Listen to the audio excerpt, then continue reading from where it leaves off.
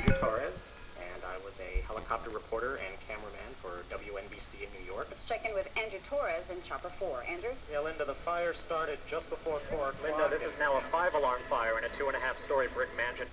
On May 4th, 2004, we had a terrible helicopter crash in the Flatbush Avenue section of Brooklyn.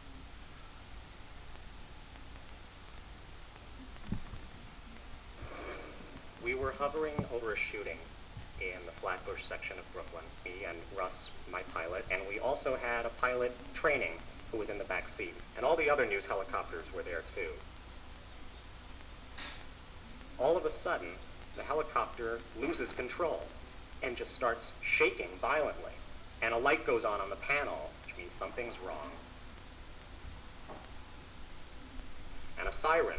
I clearly heard a siren as well, and then I looked over and I saw Russ talking to the tower at JFK and telling them that we were in trouble and struggling with the controls. So we found a roof, and he aimed for that roof. We went down, and I saw this roof getting bigger and bigger, and kind of the funny thing was, even though I knew that we were in deep, deep trouble, I leaned forward and turned off my microphone because I didn't want my screaming to go out over the air. And then I saw a chimney, and I thought, oh boy, we're going to hit that chimney, and I thought that I was going to die.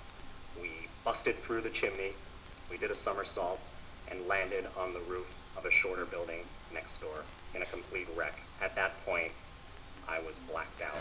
This is a special report from News Channel 4. Well, this is a rather difficult night for us here in the newsroom. All the guys down in the kitchen were actually watching the helicopter live.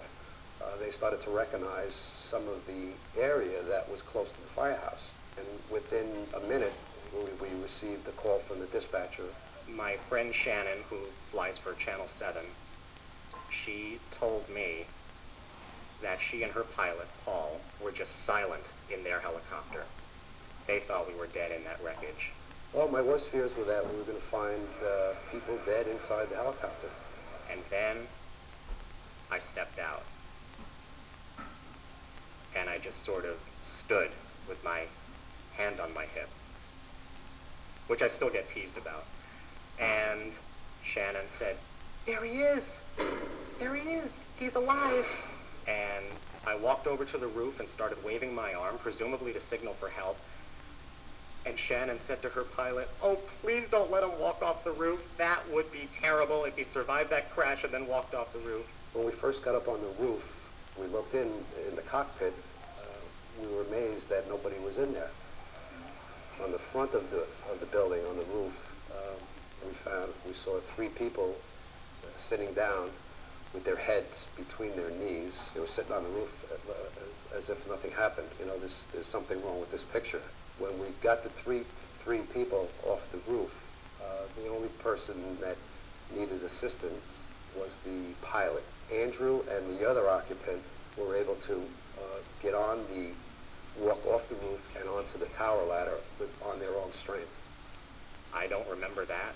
I was told that there were crowds gathered all around the building, deafening noise that the helicopter made until it was shut off, and I was told that the training pilot and I were walking around on the roof. Well, I don't recall any of this. It was very difficult dealing with what had happened over the next couple of years, and I felt I needed to talk about it. So a friend suggested to me that I do a little stand-up comedy about it. We go into a nosedive, and we start diving to go headed down towards the Flatbush sidewalk. Going, oh, and I actually took a moment to turn off my microphone because the next words out of my mouth were, oh! And people loved it. And by the way, on the way down, my news desk was screaming at me, "Andrew, there's a helicopter going down in Brooklyn, go!" I said, "Oh, I think we'll be first on the scene!"